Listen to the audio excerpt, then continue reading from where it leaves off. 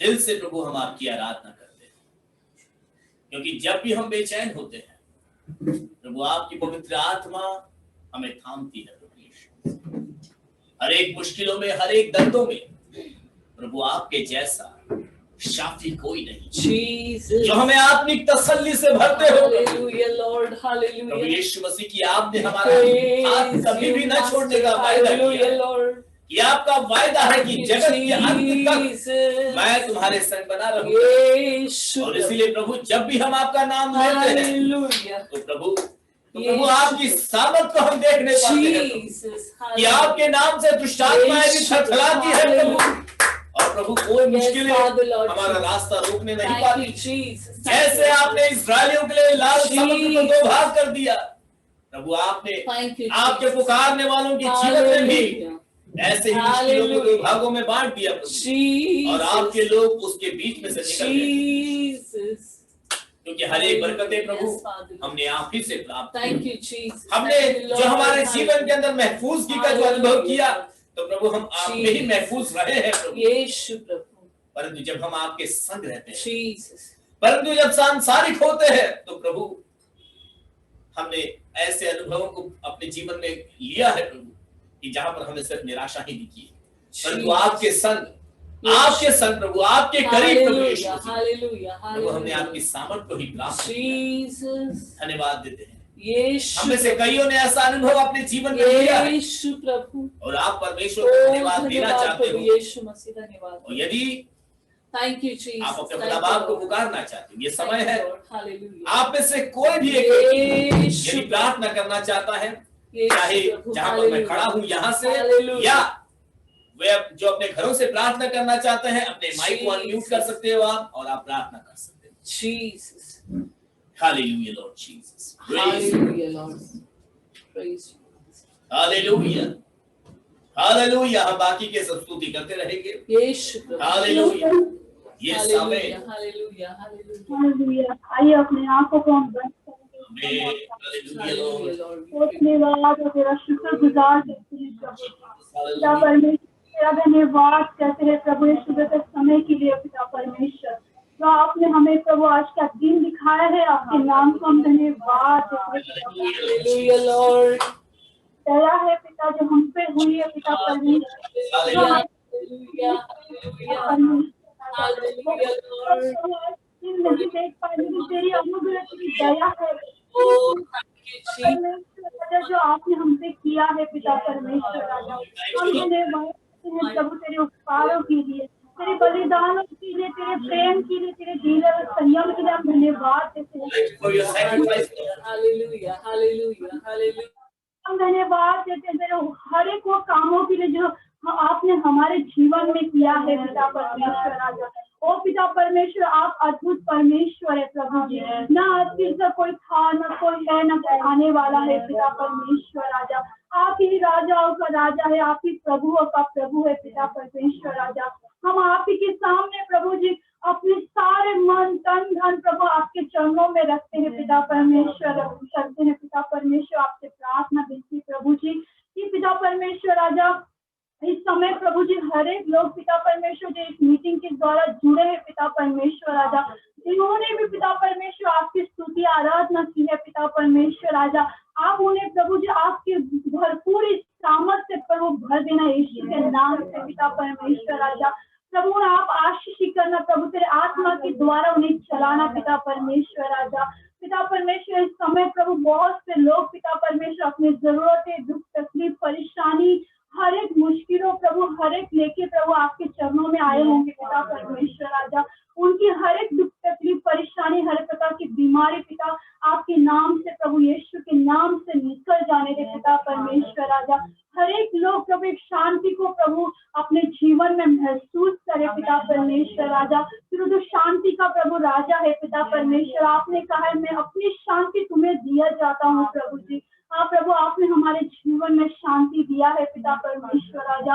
हम धन्यवाद देते हैं पिता इस समय के लिए जो पिता परमेश्वर आपने जीवन में दिया है पिता परमेश्वर राजा।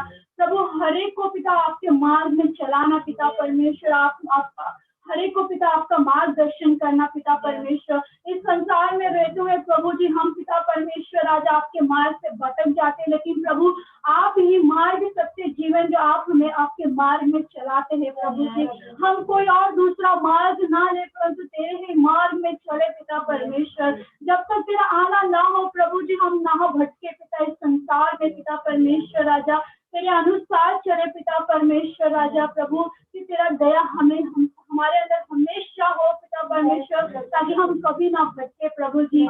पिता परमेश्वर राजा बहुत सारे पिता परमेश्वर चलते समय हमारे जीवन में बहुत सारे उतार चढ़ाव आते हैं, बहुत सारी चीजें आती है संसार की ओर से, शैतान की ओर से प्रभु बहुत सारी बातें आती है प्रभु। लेकिन हमारी प्रार्थना विनती आपसे है प्रभु कि आपके दासों के द्वारा आपके वचन के द्वारा आप हमें संभाले रखना प्रभु जी, ताकि प्रभु तेरे वचन को प्रभु हम जब प्रभु सुनकर चले और उसके ऊपर मनन करे पिता परमेश्वर राजा प्रभु। ना वचन के दाएं ना बाएं प्रभु सीधा चलने में हमें अगुवाई करना प्रभु। हम किसी मनुष्य को ना देखे किसी को ना देखे, लेकिन परंतु तेरे वचन को देखते हुए चलने में हमारी अगुवाई करना पिता परमेश्वर राजा।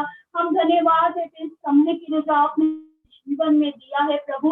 हर एक को प्रभु पास्टर उनकी हर एक के सामने को आप आशीष करना पिता परमेश्वर। जो प्रभु बीच बीच में जो भी रुकावट की प्रॉब्लम आ रही है प्रभु, हर एक रुकावट को आप इस समय यीशु के नाम से निकाल देना प्रभु। धन्यवाद देते हैं प्रभु, जो भी हमने स्तुति आराधना किया है आपने उसे ग्रहण किया है, हमारा विश्वास है पिता। ओ प्रभु धन्यवाद देते इस समय के लिए प्रभु। सारा आदर महिमा गौरव प्रशंसा और आप ही को देते हैं। ये प्रार्थना यीशु के नाम से मांगते हैं, आमीन आमीन आमीन आमीन। Praise the Lord. आइए अपनी बाइबल को हम अपने हाथ में लेंगे और भजन संहिता 122 को हम पढ़ेंगे। भाई रोहित हमारे साथ में है और वे इस वचन को पढ़ने में हमारी सहायता करेंगे।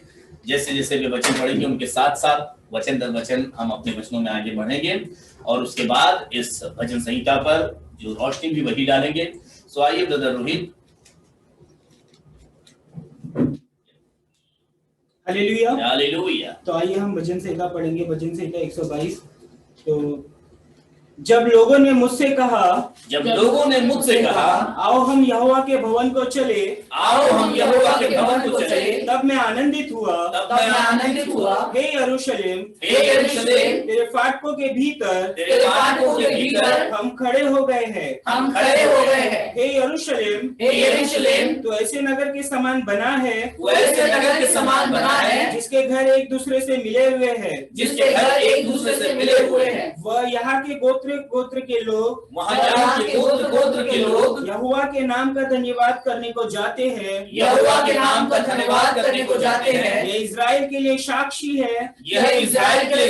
है। वहाँ तो न्याय के सिंहासन दाऊद के घराने के लिए रखे हुए हैं। यरूशलेम की शांति का वरदान मांगो। तेरे प्रेमी कुशल से रहे। तेरी शहरपनाह के भीतर शांति और तेरे महलों में खुशल हुए। अपने भाइयों और संगियों के निमित्त मैं कहूँगा कि तुझ में शांति होवे। अपने परमेश्वर यहोवा के भवन के निमित्त मैं तेरी भलाई का यत्न करूँगा। Hallelujah hallelujah. Praise the Lord. यदि आप लोग खड़े हैं आप बैठ सकते हैं। आगे का समय भाई रोहित इस वचन पर रोशनी डालेंगे। यदि रोहित यहाँ पर भी खड़े हो सकते हैं कोई बात नहीं, थोड़ा कैमरे के सामने आ जाओगे और माइक की भी। हालेलुया। जैसे कि यहाँ पे लिखता है भजन संहिता 22 के 1 में, उसमें लिखता है जब लोगों ने मुझसे कहा आओ यहोवा के भवन को चले, तब मैं आनंदित हुआ। तो कल के दिन जब पास्टर जी ने बोला था कि कल भवन में आना है, तो सच्ची में मैं इतना आनंदित था कि मैं बता नहीं सकता। मैं रात भर खुशी था। सुबह 6 बजे उठा क्योंकि मुझे चर्च में जाना था। और भजनकार बहुत ही अच्छा कहता है, इतने दिनों में कम से कम 6 महीने का गैप पड़ चुका है और उसमें हम लोगों ने बहुत सारे लोगों को मिस किया, परमेश्वर की वर्शिप को मिस किया और बहुत सारी चीजें थी जो हम लोग मिस कर रहे थे। लेकिन मैं परमेश्वर को धन्यवाद देता हूँ कि परमेश्वर ने आज के दिन वो दिन दिया, जैसे कि भजनकार कहता है आओ हम यहोवा के भवन को चले, तब मैं आनंदित हुआ। आज तो मैं आनंदित हुआ हूँ लेकिन मैं ऐसा किसी पे दोष नहीं लगाता, लेकिन आज बहुत सारे लोग हैं जो संडे चर्च में, जिन लोगों को ऑनलाइन सर्विस मिल रही है, मुझे लगता है कुछ लोग आने वाले दिनों में सोचेंगे क्या भवन में जाना, ऑनलाइन तो प्रेयर मिल रहा है ना, रहने तो ऑनलाइन अच्छा है, भाड़ा बचेगा मेरा 50 रुपए आने का। ऐसा नहीं, लेकिन जब भी हमें ये वचन सुने, जब भी हमें परमेश्वर के भवन में आने का मौका मिलेगा, जब पूरा खुल जाएगा, तो हमें एक उत्साह और आनंद के साथ आना है, जैसे कि भजनकार कहता है, तब मैं आनंदित हुआ। और 2 में लिखता है, हे यरूशलेम तेरे फाटकों के भीतर हम खड़े हो गए। आज भी हम जैसे कि परमेश्वर के भवन में खड़े हैं, और आज के दिन हम सारे लोगों ने परमेश्वर के लिए स्तुति और आराधना किया। और 3 में लिखता है, हे यरूशलेम तू ऐसे नगर के समान बना है जिसके घर एक दूसरे से मिले हुए हैं, वहां यहाँ के गोत्र के लोग यहोवा के नाम का धन्यवाद करने को जाते। तो आज परमेश्वर के भवन में जो भी कोई आता है, कोई पंजाबी है, कोई मुसलमान है, कोई सिख है, कोई ईसाई है, तो जैसे कि वहां पे लिखता है गोत्र के लोग परमेश्वर के भवन में जाते, तो आज वैसे ही हम भी परमेश्वर के भवन में आते। हम हर एक कोई अलग अलग कास्ट के, अलग अलग रिलीजन के, लेकिन परमेश्वर ने हमको चुन के लिया ताकि हम परमेश्वर के भवन में आके यहोवा के नाम का धन्यवाद करें और परमेश्वर के नाम को ऊंचा उठाए। और आगे लिखता है 5 में, वहां तो न्याय के सिंहासन दाऊद के घराने के लिए रखे हुए हैं, यरूशलेम की शांति का वरदान मांगो, तेरे प्रेमी कुशल से रहे। आज जितने भी परमेश्वर के भवन में आते, सारे लोग परमेश्वर के भवन के लिए प्रार्थना करें, जैसे कि लिखता है यरूशलेम की शांति का वरदान मांगो। तो आज परमेश्वर ने हमें एक चर्च दिया है, हमें भी परमेश्वर से प्रार्थना करना चाहिए, निरंतर अपनी प्रार्थनाओं में रखना चाहिए कि परमेश्वर हमारे चर्च में एक शांति दे। और जो भी बहुत सारे ऐसे लोग हैं जो दुख में, तकलीफ में, अलग अलग प्रकार की समस्याओं में, लेकिन हमें परमेश्वर को कहना है कि परमेश्वर हमारे चर्च के लोगों को शांति दे और सारे लोग कुशल से रहे। और साथ में लिखता है, तेरे शहर बना के भीतर शांति और तेरे महलों में खुशहाल हुए।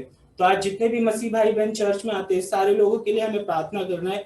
कई लोग होते हैं जिनके अंदर शांति नहीं होती है, कुड़कुड़ाते हुए चर्च में आते, दुख में रहेंगे, कितना भी हंसाए, लेकिन वो लोग हंसते नहीं, हरदम गुस्से के भाव में दिखते। लेकिन यहाँ पे लिखता है, तेरे शहर पना के भीतर शांति और तेरे महलों में खुशहाल हुए। तो आज हमें जब भी परमेश्वर के भवन में आना है, तो खुशहाली के साथ आना है, एक आनंद के साथ आना है। 7 में 8 में लिखता है, अपने भाइयों और संगियों के निमित्त मैं कहूंगा कि तुझ में शांति होवे, अपने परमेश्वर यहोवा के भवन के निमित्त तेरी भलाई का यत्न करूंगा। तो आज जैसे 8 में लिखता है, अपने भाइयों और संगियों के निमित्त, आज हमें भी जितने भी हमारे चर्च में भाई है, जितने भी हमारे फ्रेंड्स है, सारे लोगों के लिए हमें परमेश्वर से प्रार्थना करना है, चाहे वो मसीह में है या नहीं हो। लेकिन वहां पे जैसे कि 8 में लिखता है, मैं कहूंगा कि तुझ में शांति हुए। आज कई बार हम मसीह का जमता नहीं है।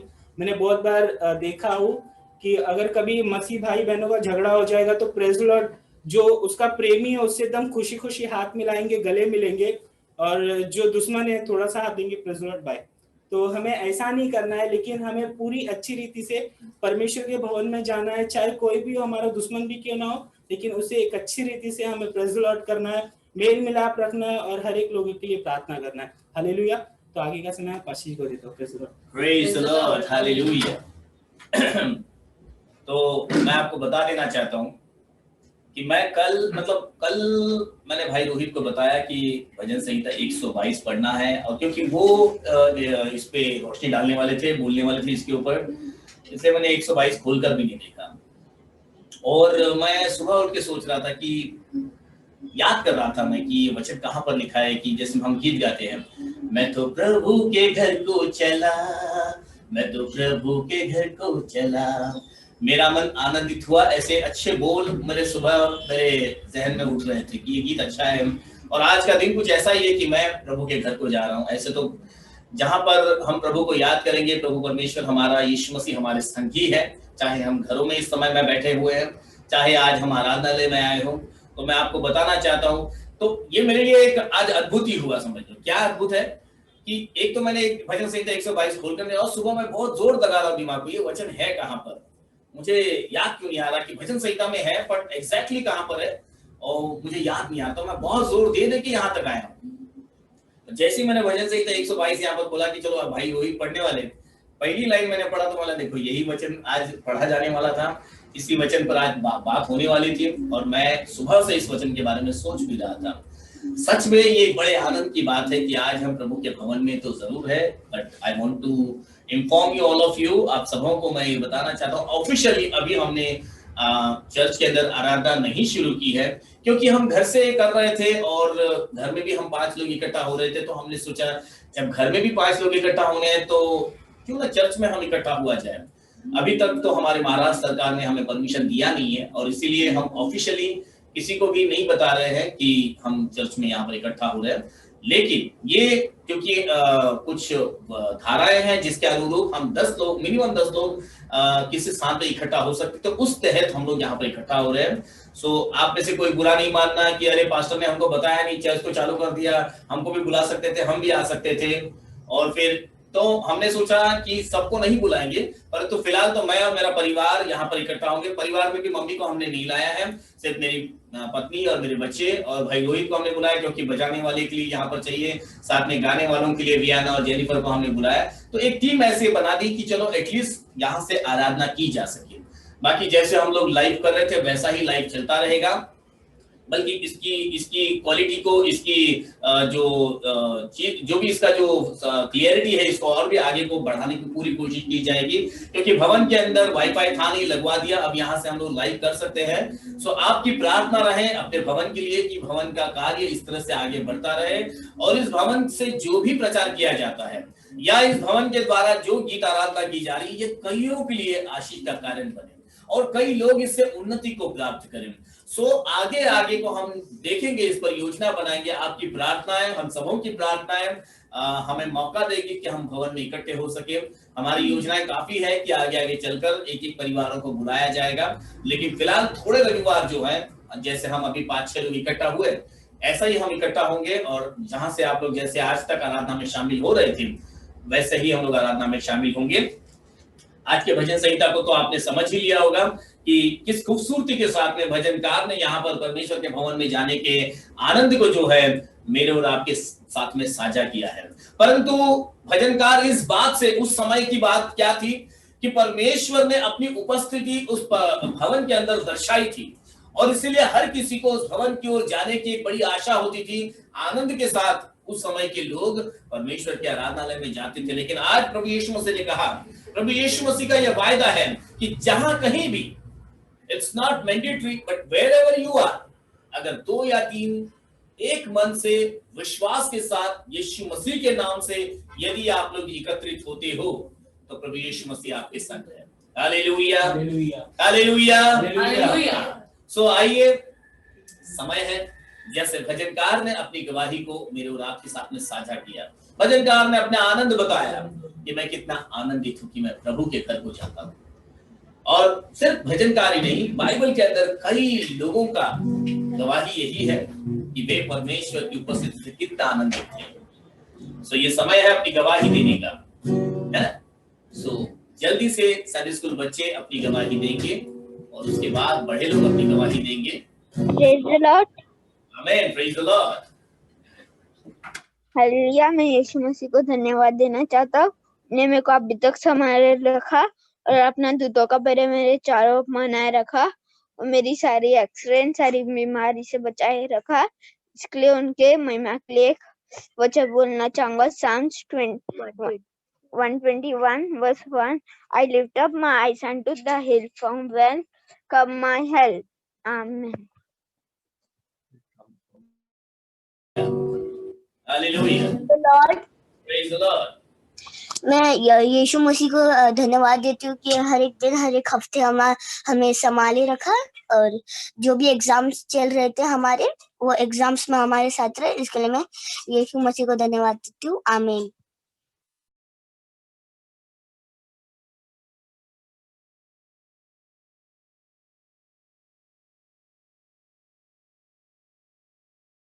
Praise the Lord.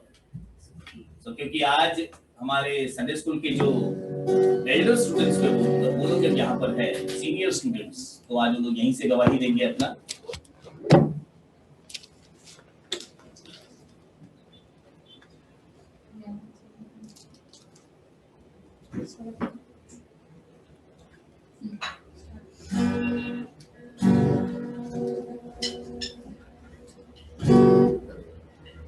Peter and John went to pray. They met a lame man on the way.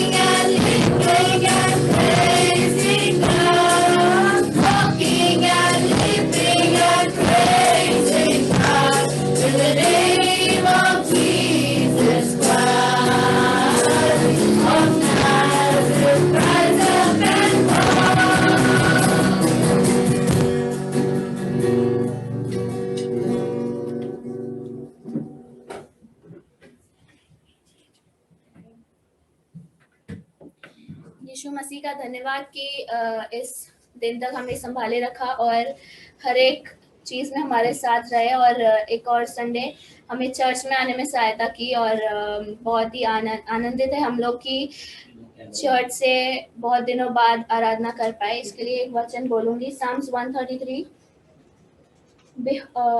Psalms 134. Behold, bless ye the Lord, all ye servants of the Lord, which by night stand in the house of the Lord. Lift up your hands in the sanctuary and bless the Lord. The Lord that made heaven and earth, bless thee out of Zion. Amen. मैं यीशु मसीह के नाम का धन्यवाद देती हूँ कि उन्होंने मुझे और मेरे परिवार को संभाला, हर एक संकट से बचाया और हमारे एग्ज़ाम स्टार्ट हो गए, फर्स्ट पेपर अच्छे से जाने के लिए सहायता किया, इसलिए उनके नाम का धन्यवाद देती हूँ। और हमारे लिए प्रे कीजिए कि हमारे आगे के सारे पेपर्स भी अच्छे जाएँ। और मैं यीशु मसीह के नाम का धन्यवाद देती हूँ कि उन्होंने आज अपने भवन में आने का हमें मौका दिया है और ऐसे ही आगे भी हमारी वर्शिप यहाँ से हो, इसके लिए आप प्रे कीजिए। उनकी महिमा के लिए एक छोटा सा वचन पढ़ना चाहूँगी, Psalm 67 verses 1. God be merciful unto us and bless us and cause his face to shine upon us. Amen. Praise the Lord. मैं प्रभु यीशु मसीह के नाम को धन्यवाद देती हूँ, उन्हें फिर एक मौका उनके भवन में खड़े होके उनके नाम को ऊंचा उठाने का दिया, इसके लिए धन्यवाद देते। एक और हफ्ता उन्हें संभाल के उनके नाम की गवाही देने के लिए सहायता और मदद की, इसके लिए धन्यवाद देते। अब अपने डेली प्रेयर में हमारे लिए प्रेयर कीजिए। उनकी महिमा के लिए मैं दो वचन पढ़ना चाहती हूँ, Psalms 145 verse 1 and 2. I will exalt thee, my God, O King, and I will bless thy name forever and ever. Every day will I bless thee, and I will praise thy name forever and ever. Amen. Amen. Amen. Hallelujah. मैं प्रभु यीशु मसीह के नाम को धन्यवाद देता हूँ कि वो मेरे साथ तो बने रहे और मेरी हर एक ज़रूरतों को पूरा किए और हमें हर एक बीमारी से, हर एक वायरस से दूर रखे। हम आज इस कलीसिया में इकट्ठा होकर उनकी आराधना कर सके, इसलिए बहुत बहुत धन्यवाद देता हूँ। आप सब इस कलीसिया के लिए प्रार्थना कीजिए ताकि ये और बढ़े और अच्छे से आगे जाके हम और अच्छे से इस कलीसिया में आराधना कर पाए। उनके नाम के लिए मैं एक वचन पढ़ना चाहता हूँ, भजन संहिता 9 उसका 1 और 2। हे यहोवा परमेश्वर, मैं अपने पूर्ण मन से तेरा धन्यवाद करूंगा, मैं तेरे सब आश्चर्य कर्मों का वर्णन करूंगा, मैं तेरे कारण आनंदित और प्रफुल्लित होऊंगा। हे परम प्रधान, मैं तेरे नाम का भजन गाऊंगा। आमीन। आमीन। आमीन। हालेलुया। तो यदि और कोई स्टूडेंट्स, संडे स्कूल के बच्चे, यंग जवान, आप लोग यदि कोई गवाही देना चाहते हैं, आप लोग दे सकते हो। यदि हो गया होगा तो बड़े लोग अपनी गवाही दे सकते हैं। कोई यदि अपने घरों से देना चाहते हैं, माइक अनम्यूट कीजिए। आप अपने माइक को अनम्यूट करके भी गवाही दे सकते हो। हालेलुया। हालेलुया। मैं प्रभु के नाम को धन्यवाद देती हूँ। प्रभु ने हमें पूरे हफ्ते संभाले रखा और आज का दिन दिखाया। हम आप प्रभु के नाम को धन्यवाद देते हैं। फ्राइडे के दिन रात को मुझे 12 बजे मेरे पेन स्टार्ट हो गया पेट में। इतना ज़्यादा हो रहा था कि मेरे में हिम्मत नहीं थी उठ के मैं मेडिसिन ले लूँ या प्रार्थना कर लूँ। और मैंने फिर लेटे लेटे वैसे ही प्रार्थना की प्रभु से और 2 मिनट से मैं ठीक हो गई। 2 मिनट के बाद मेरे पेन एकदम से बंद हो गया होने। तो मुझे इतना पता था कि मैं उठकर मेडिसिन ले लूँ वो ठीक हो जाएगा, लेकिन मुझे ये पता था कि अगर मैं प्रार्थना करूँ तो मैं ठीक हो जाऊंगी। प्रभु को धन्यवाद देते हैं। हालेलुया। और कोई गवाही देना चाहते हैं? समय है।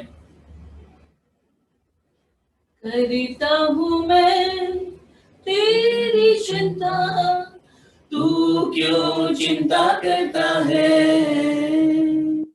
करता हूँ मैं तेरी चिंता, क्यों चिंता करता है? आंसुओं की घाटियों में हाथ न छोड़ूंगा तेरा। आंसुओं की घाटियों में हाथ न छोड़ूंगा तेरा। करता हूँ मैं तेरी चिंता, तू क्यों चिंता करता है?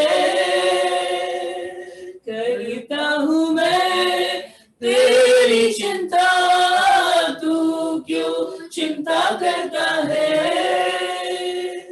आंसुओं की घाटियों में हाथ न छोड़ूंगा तेरा।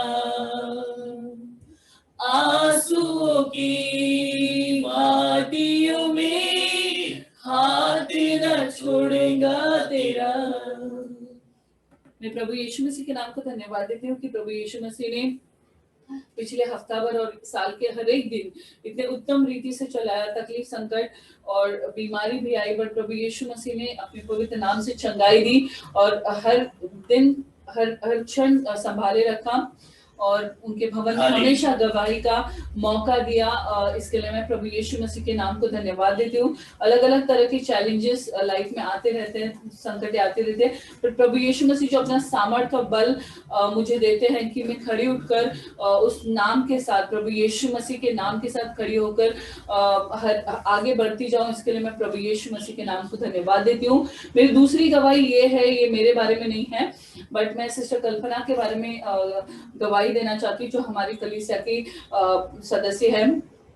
तो जैसे कि उनकी बेटी गौरी है और वो बहुत दिनों से परेशान है, उसे दुष्ट आत्माएं सता रही है और बहुत तकलीफों में है कि पिछले कई दिनों से बीच बीच में उसे ऐसे होता है कि कोई उसे मार रहा है, उसके कानों में बातें कर रहा है और उसे बोल रहा है कि मैं तुझे खत्म कर दूंगा, तेरे पेट में दुखेगा, तेरी छाती में दर्द होगा, ऐसी ऐसी बातें कर कर उसे डरा रहा था, धमका रहा था। पिछले एक बार हम लोग उनके घर पे भी जाकर आए और प्रार्थना की और उस समय उसे चंगाई मिला, बट जैसे ही थोड़ा ये होता है, उसको बार बार ये चीजें उसके साथ हो रही थी। तो वैसे ही कल रात को भी मतलब उसकी मम्मी का, सिस्टर कल्पना का फोन आया और कि उसे बहुत ज्यादा तकलीफ हो रही है और हम प्रार्थना में लगे रहे। यीशु मसीह नासरी के नाम से उस दुष्ट आत्मा को हम बांध रहे थे और प्रार्थना कर रहे थे। वो चिल्ला रही थी वहां से, बट बहुत समय लग रहा था इन चीजों को। फिर मैंने फोन रखा, मैंने सिस्टर को कहा कि मुझे थोड़ा वक्त दीजिए, मैं प्रार्थना में बैठती हूँ सेपरेटली, क्योंकि बहुत टाइम हम प्रार्थना करे जा रहे थे और फिर भी वो चिल्ला रही थी, चीख रही थी। तो फोन रखकर मैं घुटनों पर जाकर मैंने प्रार्थना करी और प्रभु यीशु मसीह से मांगा, प्रभु जो कोई भी दुष्ट आत्मा सताती है वो हमेशा हमेशा उसके पास से चली जाए। और जिस मतलब मैंने प्रभु से यही कहा कि मैं सिद्ध व्यक्ति नहीं हूँ प्रभु, मैं एक पापी व्यक्ति हूँ, लेकिन वो करने के बावजूद मैं आपसे प्रार्थना करती हूँ कि उसे चंगाई मिल जाए। और मैं प्रार्थना करके मैंने उनसे कहा था मुझे वापस फोन करो, और उन्होंने मुझे कॉल किया, फिर भी उसे तकलीफ हो रही थी। फिर वापस मैंने उससे कहा कि यीशु मसीह का नाम को तू अपने मुंह से निकाल, तब ये दुष्ट आत्मा ऐसे। तो प्रार्थनाएं हम बहुत ज्यादा करें, बट जब तक जिस व्यक्ति को तकलीफ हो रही है वो जो प्रभु यीशु मसीह के नाम का प्रोक्लेम, घोषणा नहीं करेगा, तब तक वो दुष्ट आत्माएं वहां से भागना। और मैं हम वही कोशिश कर रहे थे कि कैसे भी वो प्रभु यीशु मसीह के नाम को धन्यवाद दे और प्रभु का नाम अपने मुंह से निकाले, क्योंकि यीशु मसीह के नाम के सिवाय दुष्ट आत्मा भागने की नहीं है, वो डर कर निकल जाती है। तो हम जब यही कोशिश कर रहे थे कि अपने मुंह से ये नाम निकाले, और फाइनली क्योंकि शैतान ने उसके मुंह को बंद करके रखा हुआ था, उसे खोलने नहीं दे रहा था, यीशु का नाम लेने नहीं दे रहा था। और जैसे हमने कहा कि गौरी प्रभु यीशु मसीह बोल, और थोड़े समय में वो अपने मुंह को खोलने लगी, वो बंधन जो है वो ढीले पड़ने लगे और उसने अपने मुंह को खोला और वो प्रभु की महिमा करने लगी और प्रभु यीशु मसीह के नाम को धन्यवाद देने लगी। प्रभु यीशु मसीह ने उसे उसी वक्त चंगाई दिया। ये गवाही मैं करके नहीं बताना चाहती, मैं आपको यही बताना चाहती हूँ कि प्रभु यीशु मसीह के नाम से जब हम कुछ मांगते हैं तो प्रभु यीशु मसीह उन बच्चों को आशीर्वादित करता है। अंधकार के बंधन उनके पास टिक नहीं सकते हैं, और ये प्रभु यीशु मसीह की महिमा है कि प्रभु ने मेरे जैसे पापी की प्रार्थना सुनी। मैं कुछ भी नहीं हूँ, बट ये सभी बातों में प्रभु यीशु मसीह के नाम की महिमा हो कि उन्होंने गौरी को कल रात को चंगाई और छुटकारा दिया। और सच में मेरे आंसू निकल आए, बिकॉज मैंने सोचा मैं क्या हूँ और मैं किसी के लिए कुछ प्रार्थना नहीं, बट प्रभु ने प्रार्थना सुनी और उस बच्ची को उसी वक्त चंगाई दिया। इसके लिए मैं प्रभु यीशु मसीह के नाम को धन्यवाद देना चाहती हूँ, और उन्हीं के नाम को पूरी मान, महिमा, आदर मिले, क्योंकि वो अति करुणामय दयालु परमेश्वर है। हम कितने कैसे भी हो हमारी प्रार्थनाओं को सुनते हैं और प्रभु हमारी प्रार्थनाओं का जवाब देते हैं।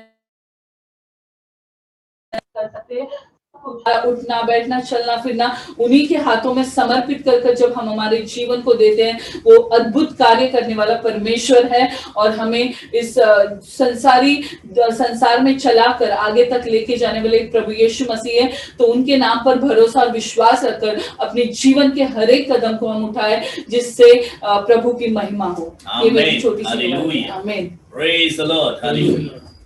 यदि और कोई गवाही देना चाहते हैं सो आप अपने घरों से भी गवाही दे सकते हो, समय है आपके पास।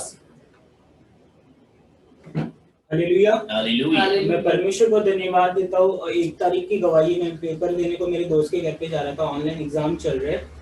तो ऐसा हुआ, मेरा दोस्त फोन कर रहा था क्योंकि मुझे लेट हो चुका था और मैं एक हाथ से फोन पे बात कर रहा हूँ और एक हाथ से गाड़ी चला रहा हूँ और अचानक एक लेफ्ट से एक कार वाला और बहुत स्पीड में आ रहा था। मैं उसको देख के डर गया और मैं ब्रेक लगाने जा रहा था, ब्रेक भी नहीं लगा, एकदम उसके सामने आ गया। लेकिन परमेश्वर को धन्यवाद देता हूँ, मैं जब भी घर से बाहर निकलता हूँ मेरी भाभी मेरे पीछे पड़ी रहती, प्रार्थना किया।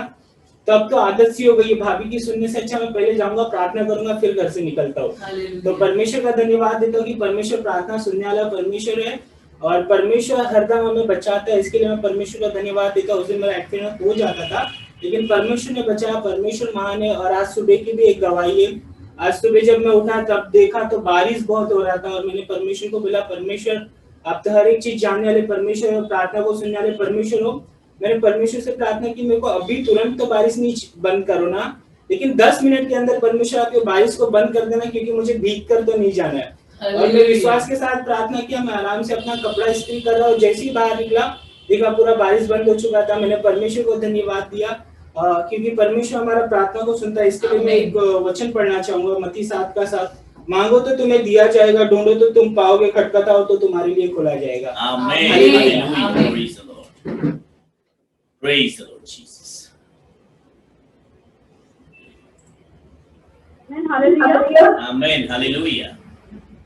धन्यवाद देना चाहती हूँ कि यहाँ पे हमारे घर पे 2 सिस्टर आते हैं, आज उनके डैडी भी आए। मैं प्रभु का धन्यवाद देना चाहती हूँ और मुझे बहुत आनंद लगा कि ब्रदर हमारे घर पे आए और प्रार्थना में बैठे। इससे कोई बढ़कर आनंद की बात मेरे लिए नहीं है। मैं प्रभु का धन्यवाद देना चाहती हूँ। और 2 दिन पहले सिस्टर का गवाही है, वो थोड़ी नई है इसलिए शर्मा रही है, इसलिए मैं उनकी गवाही देना चाहती हूँ। तो 2 दिन पहले इन्होंने हमारे रात को पानी आता है और पानी भी नहीं भर के सब लोग सो गए थे और बाहर इनका एक ड्रम रहता है, ड्रम के अंदर कितने नींबू और कुछ पीला नींबू, कुछ हल्दी वगैरह डाल दिया था। तो फिर इन्होंने एक ये जो सिस्टर है आई और उन्होंने देखा और देख के फिर वो जब उनकी मम्मी ने देखा तो पीला हो गया था पानी, वो पानी पूरा पीला हो गया था और ये लोग डर गए थे। और फिर इसके बाद छोटी सिस्टर है वो रात को कम से कम रात के 12 बजे के बाद ना, जब हम लोग सब सोने का प्लान किया, जब हम आधे नींद में चले गए थे रात को 12:30 बजे, जो इनकी बड़ी बहन है वो आके दरवाजा खटखट कर रही है। बोला ये इतने रात को कौन है हमारे घर पे? तो हमें भी एकदम से डर गए, बोला क्या हो गया? मुझे तो मेरे भाई का ही ख्याल आ गया, बोला क्या हुआ? कि वो छोटे मोटे पंगे करता रहता है, तो मुझे बहुत डर लग गया था।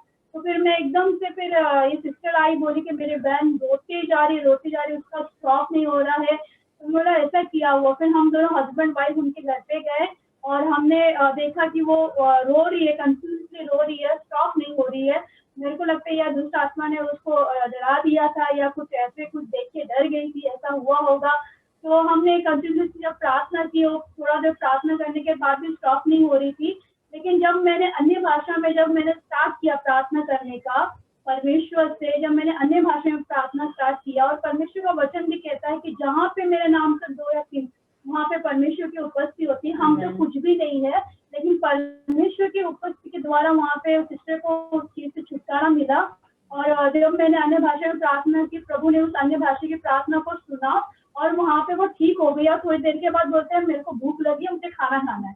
तो प्रभु का धन्यवाद देती हूँ, उस समय सिस्टर को चंगाई मिली, छुटकारा मिला और मैं प्रभु का कोई धन्यवाद देती हूँ। आमीन, आमीन, हालेलुया, प्रेज द लॉर्ड।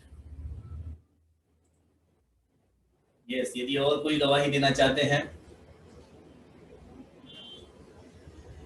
प्रभु का धन्यवाद हो कि देखो हम लॉकडाउन में हैं, और ऐसे होने के बावजूद भी जब हम चर्च चालू रहता था ना तो इतनी गवाहियां नहीं होती थी, परंतु चर्च तो चालू रहना चाहिए, गवाहियां भी होनी चाहिए। परंतु मैं प्रभु का धन्यवाद देता हूं कि इस लॉकडाउन में भी प्रभु ने हमारे जीवन में इतने चमत्कार, इतने अद्भुत कामों को प्रकट किया है। प्रभु ने बताया है चाहे परिस्थितियां कैसी भी क्यों ना चल रही हो, परंतु मैं तुम्हारे संग। जैसे सिस्टर कामिनी ने गीत गाया, आंसुओं की वादियों में हाथ न छोड़ेगा तेरा, कि चाहे कितना ही आंसुओं की वादियों में हम चल रहे होंगे, कितनी तकलीफों में चल रहे होंगे, परंतु प्रभु का हाथ, प्रभु ने जो है हमारा हाथ कभी नहीं छोड़ने का वायदा किया है। सच में इन दिनों में मैं देख रहा हूँ जैसे सिस्टर सिमरन की गवाही, कामिनी की गवाही, समय को न देखते हुए कि भाई रात का समय है, ये सिस्टर कल्पना का जो उन्होंने गवाही दिया वो तकरीबन रात के 12:15 बजे का टाइम था। 12:15 बजे से ये प्रार्थना का दौर चलता रहा, मेरे ख्याल से 12:45 बज गया होगा, 1:15 बजे तक ये दौर चल रहा था। तो प्रभु कैसे नहीं प्रार्थना सुनेगा जब हम अपने आराम को त्याग कर जब किसी के लिए मेहनत करेंगे तो प्रभु तो कार्य करेगा ही करेगा। ऐसे ही सिस्टर सिमरन भी बताया कि वो भी रात का ही समय था, देखो अपने घर में आराम के बिल्कुल तैयारी में थे और फिर किसी ने दरवाजा खटखटा दिया, चल पड़े। प्रभु काम क्यों नहीं करेगा? जब प्रभु के बारे में वचन बताता है कि जब प्रभु ने भीड़ की तरफ देखा, मतलब ऐसी भीड़ जो नाश की ओर बढ़ रही थी, ऐसी भीड़ जिनको परमेश्वर की जरूरत थी, ऐसी भीड़ जो एक छुटकारे की तलाश में थी, प्रभु ऐसा वचन बताता है कि जब प्रभु ने उस भीड़ को देखा तो तरस से भर गया। यदि प्रभु की यही नजरें हमारी ओर आ जाएगी, जब हम लोगों की ये तरस से भरेंगे तो प्रभु वहां पर कार्य क्यों नहीं करेगा? Hallelujah, hallelujah. प्रभु को हम धन्यवाद देते हैं इन सारी गवाहियों के लिए, हर बच्चों की गवाहियों के लिए। बच्चों ने कलीसिया को बताया है उनकी परीक्षाएं नजदीक है, सबों की परीक्षा नजदीक है, मेरे ख्याल से चालू ही हो चुकी है, उनका ऑलमोस्ट 1-2 पेपर हो चुका है।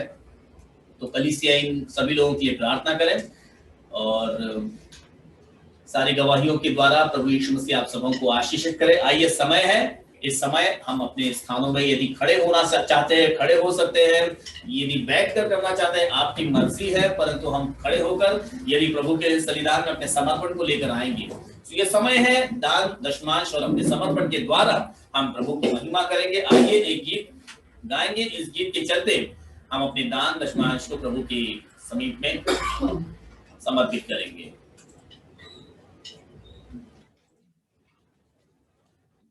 हालेलुया।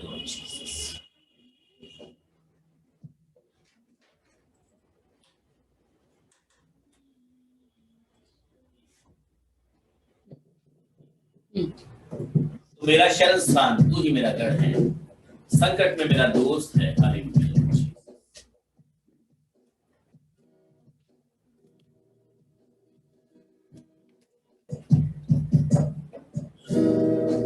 हालेलुया।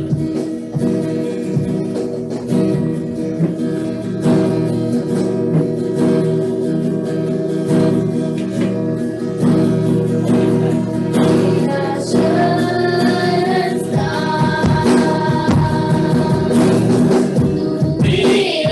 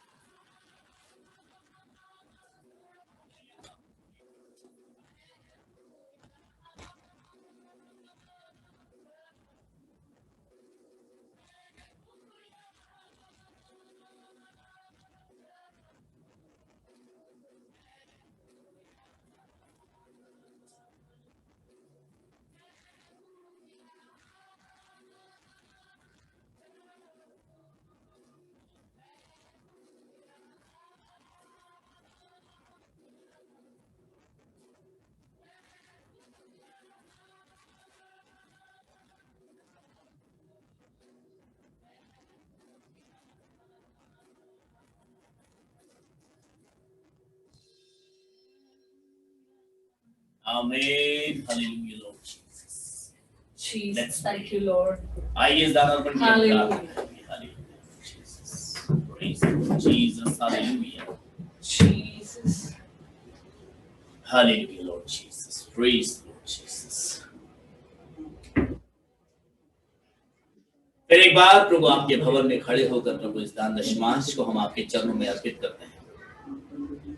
प्रभु इस दान अर्पण को आप स्वीकार कीजिए प्रभु, इसे आशीषित कीजिए प्रभु यीशु, और जिन्होंने हर्ष के साथ आपके राज्य के लिए बोया है प्रभु, वे अपने जीवन में हर्ष की प्रभु आनंद की कटनी काट नहीं पाए प्रभु। उन्हें दीजिए प्रभु, उनके घर के खत्ते भरे पूरे रहे प्रभु, उनके आने जाने में वे आशीषित रहे, उठने बैठने में आशीषित रहे प्रभु, उनका घर परिवार प्रभु आशीषित रहे प्रभु, और जो नहीं दे पाए प्रभु उनके लिए भी प्रार्थना करते हैं बहुतायत की आशीष को प्राप्त करें प्रभु, आपका अनुग्रह उनको मिले प्रभु, रोजगारी को पाए और प्रभु आपका मार्गदर्शन प्राप्त करके प्रभु आपके गवाह बने प्रभु, बहुतायत की आशीष को प्राप्त करें ताकि प्रभु भविष्य में प्रभु हर्ष के साथ आपके राज्य के लिए हो सके प्रभु। प्रार्थना करते हैं, इससे आगे हम आपके वचन पर बात करने जाते हैं प्रभु। आपके जीवित कलाम के द्वारा प्रभु आप हमसे बात कीजिए प्रभु, चाहे बोलने वाले जबान हमारे हो, परंतु प्रभु आपकी मर्जी यहाँ पर पूरी होने दीजिए।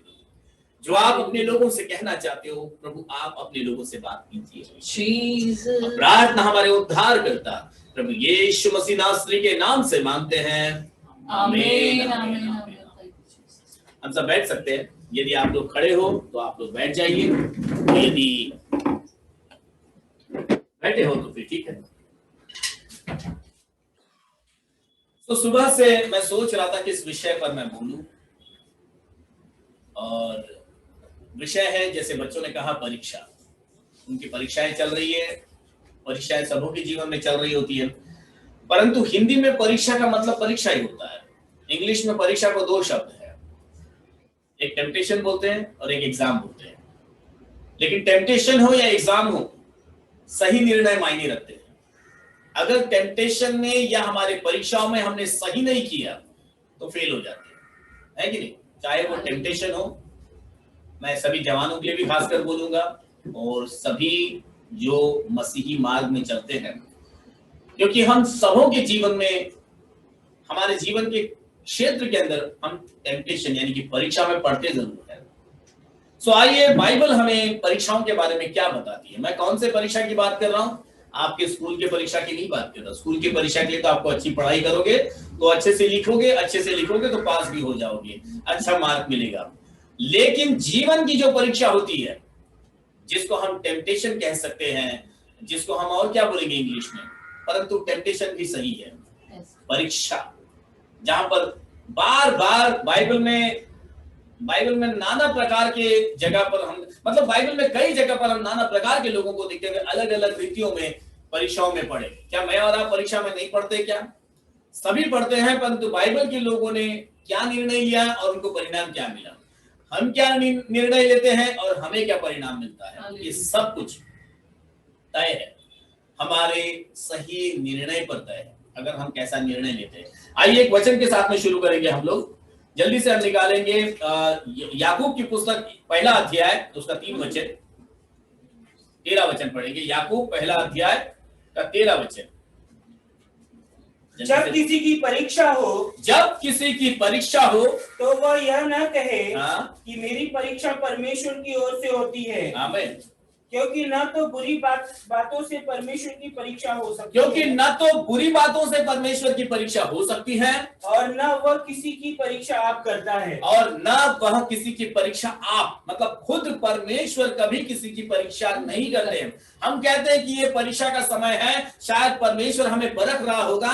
हाँ देखो, परमेश्वर परखता जरूर है, लेकिन परीक्षाएं परमेश्वर नहीं डालता, परीक्षाओं को हम ही पैदा करते हैं। परीक्षाएं हमारे ही निर्णयों के द्वारा हमारे पर आती है, लेकिन उन परीक्षाओं में भी परमेश्वर देख रहा होता है कि अब ये क्या करता है। आप इस बात को समझ जाइए। मैं ये नहीं कह रहा हूं कि जो परीक्षाओं के समय परमेश्वर हमारे आसपास होता ही नहीं है, परीक्षाएं तो आती हैं, लेकिन बाइबल बताती है कि परमेश्वर की ओर से नहीं आती। लिखता है पौलुस यहाँ पर, याकूब मतलब कौन याकूब है बताइए? ये यीशु मसीह का, इसको हम बोलते हैं हाफ ऑफ ब्रदर, आधा भाई बोलते हैं इसको हम। इसकी कभी स्टडी के समय में इसका खुलासा बताऊंगा मैं आपको। लेकिन याकूब यीशु मसीह का भाई था, और याकूब अपने शब्दों में इस बात को बता रहा है कि जब किसी की परीक्षा हो, जब कभी आप परीक्षाओं के दौर से होकर गुजर रहे होंगे, टेम्पटेशन के दौर से गुजर रहे होंगे, निर्णय लेने में, टेम्पटेशन मतलब क्या है, परीक्षा मतलब क्या है? दो बातों के बीच में सही निर्णय करने का समय। दो बातों के बीच में जब आप किसी ऐसे मुसीबत में पड़ते हो कि आप मुझे करना क्या चाहिए, आप मुझे परमेश्वर को पुकारना चाहिए या मुझे दुनियावी तरीके से निर्णय लेना चाहिए, ये आपके फैसले का जो समय होता है उसको हम कहेंगे ये परीक्षा की घड़ी है, टेम्पटेशन। सही निर्णय करने का जो एक कालावधि समय होता है उसको परीक्षा कहते हैं। तो मैं आपको बताना चाहूंगा, वचन यहां पर बताता है कि जब किसी की परीक्षा होती है, जब कभी आपके बीच में ऐसे दुविधा का समय आता है ना, आप ये दोष लगाकर छूट मत जाना, अरे ये तो परमेश्वर की ओर से आ गया। नहीं, वचन बताता है तो वह कि मेरी परीक्षा परमेश्वर की ओर से होती है, क्योंकि न तो बुरी बातों से परमेश्वर की, मतलब कोई ऐसी बुराई और तकलीफों को देकर परमेश्वर कभी भी हमारी परीक्षा नहीं करता, लिखता है, और न वह किसी की परीक्षा आप करता है। तो फिर परीक्षा आते कहां से है? क्या आप जानते होंगे, आप में से जितने बाइबल पढ़ते हैं, जितनों ने संडे स्कूल अटेंड किया है, जितने लगातार कलीसियाओं में आए हैं, उनको पता होगा परीक्षाएं आती कहां से है। रेवलेशन की पुस्तक के अंदर जाएंगे हम लोग जल्दी से। रेवलेशन चैप्टर 12:9, प्रकाशित वाक्य की पुस्तक उसके 12 अध्याय के 9 वचन क्या कहता है? परीक्षा करने वाला कौन है उसकी शुरुआत में कर बता रहा हूं आपको। तब वह बड़ा अजगर, तब वह बड़ा अजगर, अर्थात वही पुराना सांप, वही पुराना सांप, ये कोई नया नवेला नहीं है, आजकल का बना हुआ नहीं है, ये बहुत पुराना शत्रु है, ये बहुत पुराना एक ऐसा हमारा विरोधी है, उसके बारे में हम पढ़ रहे हैं। वही पुराना सांप, वो बड़ा सा अजगर, हाँ, जो इब्लिस और शैतान कहलाता जिसको है, इब्लिस कहा जाता है, जो कि शैतान कहलाता है, और सारे संसार को भरमाने वाला है, वही सारे संसार को भरमाने वाला है, पृथ्वी पर गिरा दिया गया, हाँ, और उसके दूत उसके साथ गिरा दिए गए। आमीन। देखिए, ये जो भरमाने वाला कौन है, ये परीक्षा में डालने वाला कौन है? परीक्षाएं आती कहां से? बाइबल बताती है ये वो पुराना शत्रु है, जो अभी पुराना हुआ नहीं है। हमें लगता होगा कि वो बूढ़ा हो गया होगा, अब तो थक गया होगा, वो ऐसा नहीं है, वो स्वर्गदूत था। आप इस बात को कभी मत भूलना, परमेश्वर ने अद्भुत रीति से स्वर्गदूतों को बनाया हुआ है, उनके अंदर अद्भुत शक्तियां हैं, उनके अंदर अद्भुत क्वालिटीज है कुछ, जिस क्वालिटी के अंदर उसका बूढ़ा होना कहीं लिखा नहीं है कि वो बूढ़ा होता है। वो अभी भी उतना ही जवान है, वो अभी भी उतना ही दुष्ट या धूर्त या क्या कहेंगे उसको, इन सारी बातों से परिपूर्ण है कि वो लोगों को भरमाया जा रहा है। मतलब अगर मनुष्य परीक्षाओं में पढ़ रहा है तो कहां से पढ़ रहा है? उस पुराने शत्रु के द्वारा। वही जो अजगर था, वो जो इब्लिस कहलाता है, जिसको शैतान कहता है, वो जो सारे संसार का भरमाने वाला है, पृथ्वी पर गिरा दिया गया। मतलब पृथ्वी पर वो अब लोगों में वो भरमाने वाला काम कर रहा है। सो देखो, आपको यहां पर ये बात समझ लेना होगा, यदि परीक्षाएं आती है तो बाइबल का पहला वचन हमने पढ़ा, कभी परीक्षा परमेश्वर से नहीं आती है। परीक्षा कहां से आ रही है? ये जो भरमाने वाला है ना, ये हमें परीक्षा में डाल देता है। लेकिन देखो, अब उसमें कुछ उदाहरण भी हम देख सकते हैं। उत्पत्ति की पुस्तक के अंदर जब हम दूसरे अध्याय, मतलब मैं खाली एक वाक्य आपको याद दिला रहा हूं, पढ़िएगा नहीं, मैं आपको वाक्य याद दिला रहा हूं। सबसे पहले इस इब्लिस ने किसके ऊपर हमला किया था? हव्वा के ऊपर किया।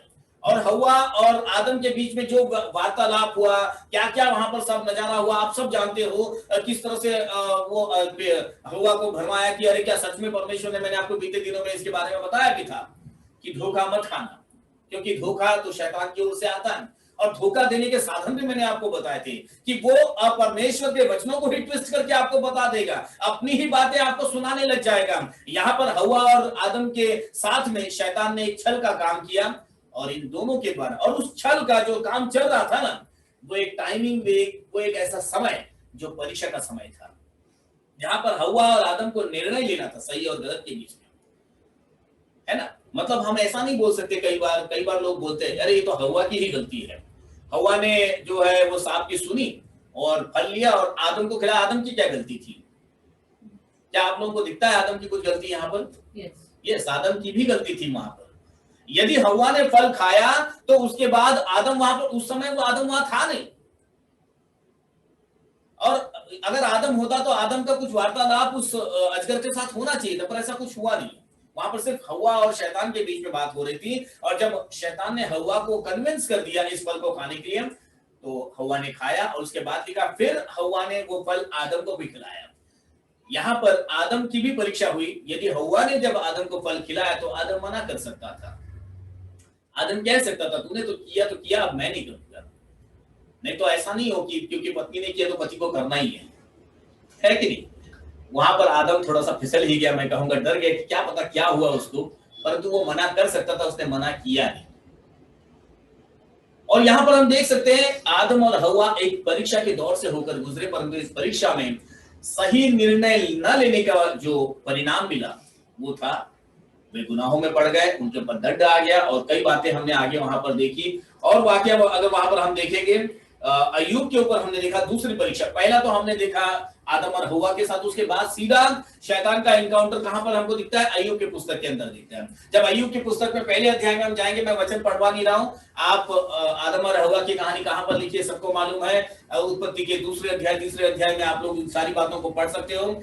अय्यूब के बारे में जो मैं आपको बता रहा हूं वो पहले अध्याय के अंदर ही पूरा लिखा हुआ है कि किस तरह से शैतान घूमता घामता परमेश्वर के सामने खड़ा हुआ और परमेश्वर और शैतान के बीच में क्या बातचीत हुई। उसके बाद परमेश्वर ने कैसे जो है अय्यूब को परमिशन दी, ये नहीं बोला कि जा और सता, जा और उसको तकलीफ दे, जैसा तुझे लगता है तू ये नहीं करना, लेकिन परमेश्वर ने नहीं डाला था, वो शैतान लेकर गया अय्यूब के ऊपर। तो यहां पर भी हम देख सकते हैं कि अय्यूब के साथ जिसका इनकाउंटर हुआ वो परमेश्वर का नहीं था परंतु शैतान का था। किसकी ओर से आई थी अय्यूब के ऊपर मुसीबतें? शैतान की ओर से आई थी। परंतु परमेश्वर की सुरक्षा फिर भी बनी रहती है, परमेश्वर की निगाहें फिर भी अपने लोगों पर बनी हुई रहती है। परमेश्वर ने शैतान को ताकीद दिया था कि तू ये करना परंतु ये नहीं करना। मतलब कुछ कुछ बातों में शैतान को परमेश्वर ने बांध कर रखा हुआ था। आपको इस बात को समझना होगा, ये वो समय होता है जब परमेश्वर हमको परखता है। परीक्षा तो शैतान डाल रहा है, धोखा तो शैतान दे रहा है, परंतु उस समय में परमेश्वर देख रहा होता है। जैसे कि आदम और हवा के बारे में भी लोगों का प्रश्न ये होता है, अगर आदम और हवा पाप कर रहे थे तो परमेश्वर ने रोका क्यों नहीं? क्या आपके जहन में ये सवाल नहीं आता? कभी कभी आया होगा, कभी किसी ने पूछा भी होगा कि अगर आदम और हवा को शैतान ने बहकाया तो परमेश्वर तो देख रहा था, तो ऐसा होने क्यों दिया? तो यही तो बात थी, परमेश्वर तो यही देख रहा था कि मैंने जिस मनुष्य को बनाया है, जिसके साथ में रहा, जिसको मैंने इतना प्यार किया है, अब वो ऐसे समय में क्या निर्णय लेता है। तो जो निर्णय लेगा उसके अनुसार जो है परिणाम निकलेंगे। और ये उनके निर्णय की बात थी। परमेश्वर ने उनको रोबोट नहीं बनाया था, परमेश्वर ने मनुष्य बनाया था। और मनुष्य स्व इच्छा का मालिक होता है, पर मनुष्य जो है खुद की मर्जी से जो करेगा उसका एक महत्व है। तो यहाँ पर इसीलिए परमेश्वर ने उस समय में इनके परखने का समय था। जैसे मैं और आप भी यदि परीक्षाओं की दौर से गुजर रहे हैं तो ये हमारे परीक्षा की घड़ी होती है। जैसे दो जगह हमने देखा शैतान ने एनकाउंटर किया, कहां पर? एक तो हवा के साथ में शैतान का एनकाउंटर हुआ जहां पर शैतान ने हवा और आदम को जो है परीक्षा में डाल दिया। दूसरी जगह हमने देखा अय्यूब के जीवन के अंदर, वहां पर भी शैतान ने ही अय्यूब के ऊपर वो फोड़े डाले, वो सारा उसके धन संपत्ति ले लिया और ये सब। तीसरी जगह कहां पर आपको याद आता है कि शैतान का किसके साथ में एनकाउंटर हुआ? तीसरा जगह मालूम होना चाहिए हम सबों को, यीशु मसीह के साथ में। मत्ती के 4 अध्याय में जाओ या लूका के 4 अध्याय में जाओ, वहां पर यीशु मसीह के साथ शैतान का सामना हुआ। और देखो वहां पर जब शैतान ने यीशु मसीह का सामना किया, शैतान ने यीशु मसीह की परीक्षा की, तो क्योंकि वो तो यीशु मसीह है ना। लेकिन ऐसा नहीं मैं बोलूंगा कि क्योंकि वो यीशु मसीह थे तो उस समय पूरी ईश्वरत्व के वो पूरी तरह से 100% मनुष्य थे उस समय में। यीशु मसीह एक ही समय में दो पर्सनालिटी कैरी करते हैं। क्या? एक तो 100% सन ऑफ गॉड नहीं बोल सकते, मैं ऐसा बोलूंगा, हिंदी में बोलूंगा उसको, 100% मनुष्य, मतलब 100% मनुष्य और एट द सेम टाइम 100% परमेश्वर। क्योंकि 100% परमेश्वर हम कहां पर बोलते हैं? जहां पर उन्होंने मुर्दों को भी जिलाया है, जहां पर उन्होंने समुद्र को शांत किया है। क्रिएटर मतलब जो क्रिएशन है उस क्रिएशन के ऊपर अपना एक अधिकार बता दिया था। कई ऐसे चिन्ह और चमत्कार। मुर्दे को कहां पर जिलाया? 4 दिन के सड़े हुए लाजर को कौन जिला सकता था? यीशु मसीह ने जिलाकर यह साबित कर दिया था कि that time he was 100% God. और जहां पर यीशु मसीह को नींद आई, जहां पर यीशु मसीह रोए, जहां पर यीशु मसीह को भूख लगी, वो सारी बातें बताती है ही वाज 100% मैन। जब यीशु मसीह की शैतान परीक्षा कर रहा था, ही वाज 100% मैन। और वो 100% 100% मनुष्य क्या निर्णय लेता है वहां पर? यही कि बाइबल मुझको क्या बताती है। तू मुझे जो भी बोले, मेरे कान में आकर कुछ भी फुसफुसाए, मुझे तो कोई भी गलत रास्ता क्यों ना बताए, लेकिन बाइबल तो मुझको ये बताती है। देखो शैतान ने कोई दुनियावी बात लेकर यीशु मसीह की परीक्षा नहीं की थी, बाइबल की ही वचनों का कोट किया था वहां पर। लेकिन यीशु मसीह ने बाइबल में से ही वचन का उत्तर देकर शैतान को चुप कर दिया था। और वहां पर हम देख सकते हैं, लिखा है शैतान यीशु मसीह के सामने से निकल गया। Hallelujah, hallelujah. अय्यूब ने भी अपने उस परीक्षा के अंदर सही निर्णय लिया था। उस परीक्षा की घड़ी में भी अय्यूब ने सही निर्णय लिया, अपनी जबान को परमेश्वर के खिलाफ में नहीं खोला, लेकिन वो परमेश्वर की महिमा ही करता रहा। हम देखते हैं उसके पहले अध्याय के अंदर अय्यूब कहता है, मैं जैसे मां के पेट से नंगा आया था वैसे ही लौट जाऊंगा, लेकिन उसने परमेश्वर के विपरीत कभी नहीं कहा। फिर भी वहां पर परमेश्वर के नाम को धन्य ही कहा। हालेलुया। वहां पर अय्यूब की जीत को हम देख सकते हैं। अय्यूब के बारे में तो हम सब ने पढ़ा है, लेकिन हव्वा और आदम के बारे में हमने देखा वो एक बहुत बड़े लॉस का सामना उन्होंने किया। सो इट्स वेरी इंपॉर्टेंट, ये बहुत जरूरी है। परीक्षाओं का आना कोई गलत बात नहीं है, शैतान परीक्षाएं लाता है, लेकिन उन परीक्षाओं में सही निर्णय लेना ये हमारे लिए बहुत बहुत बहुत महत्वपूर्ण है। इसको मुझे और आपको सीखना और समझना जरूर है। एक और वचन को निकालेंगे, याकूब की पुस्तक 4 अध्याय और उसका 7 वचन, और उसके बाद मैं इस विषय को थोड़ा सा आगे बढ़ाऊंगा। क्या होगा यदि शैतान आपके सामने इस तरह से परीक्षा लेकर आता है, तो आपको करना क्या है? याकूब 4:7 क्या कहता है? इसलिए परमेश्वर के अधीन हो जाओ। इसीलिए चाहिए कि परमेश्वर के अधीन हो जाओ और शैतान का सामना करो, और फिर शैतान का सामना करो, तो वह तुम्हारे पास से भाग निकलेगा। तब तुम पर कोई परीक्षा नहीं आएगी। आमीन। परीक्षाएं लेकर तो शैतान आएगा, परंतु वचन बताता है तुम परमेश्वर के अधीन हो जाओ। सबमिट योरसेल्फ, अपने आप को परमेश्वर के हाथ में समर्पित कर दो और फिर शैतान का सामना करो। बहुत से लोग करते नहीं है। वो जब परीक्षाएं आती हैं तो वे परमेश्वर के अधीनता में जाना तो बहुत दूर की बात है, अपनी लड़ाई खुद ही लड़ने लग जाते हैं। मैं अपने तरीके से कुछ ऐसा करूंगा, मैं वैसा करूंगा, मैं उसको बोलूंगा, मैं इसको बोलूंगा, और फिर लड़ाई हार जाते हैं। शैतान तो चाहता ही है कि आप परमेश्वर के अधीन में मत जाओ। शैतान तो यही चाहता है कि आप ऐसे भ्रम में पड़ जाओ और यहां वहां दौड़ो और आप अपनी लड़ाई हार जाओ। कई लोग अपनी लड़ाई हार चुके हैं और उनका जीवन का परिणाम हमने कुछ अच्छा नहीं देखा है। परंतु वचन बताता है यदि आप परमेश्वर के अधीन हो जाओगे, समय है आपके पास। यदि आज तक आपको ऐसा लग रहा होगा कि मैं अपनी लड़ाई जीत जाऊंगा, तो यह हमारी गलतफहमी होगी। हम अपनी लड़ाई खुद से नहीं जीतेंगे। यदि परमेश्वर हमारे साथ में है, यदि यीशु मसीह का नाम मेरे पास है, यदि यीशु मसीह की सही शिक्षाएं मेरे पास है, मैं कभी नहीं हारूंगा, मैं तो जीतूंगा। मैं यीशु मसीह को अपने हृदय में रखूंगा। जैसे यहाँ पर अय्यूब के हृदय में भी परमेश्वर का प्यार भरा हुआ था, परमेश्वर का भय भरा हुआ था, परमेश्वर के हर एक व्यवस्था को, हर एक बातों को उसने बड़ी शिद्दता के साथ में पालन किया, चाहे वो कितना अमीरी में क्यों ना हो। अय्यूब की जैसा कोई अमीर था नहीं उस समय, फिर भी सही निर्णय लेना बहुत बड़ी बात है। कौन अमीर है जो सही निर्णय के साथ में धार्मिकता को पूरा कर ले? बहुत ही मुझे तो कोई जल्दी दिखने में नहीं आएंगे। परंतु अय्यूब एक ऐसा व्यक्ति था जो मेरे ख्याल से उस समय का अरबोपति होगा। अरबोपति होने के बावजूद भी अय्यूब की गवाही परमेश्वर दे रहे थे।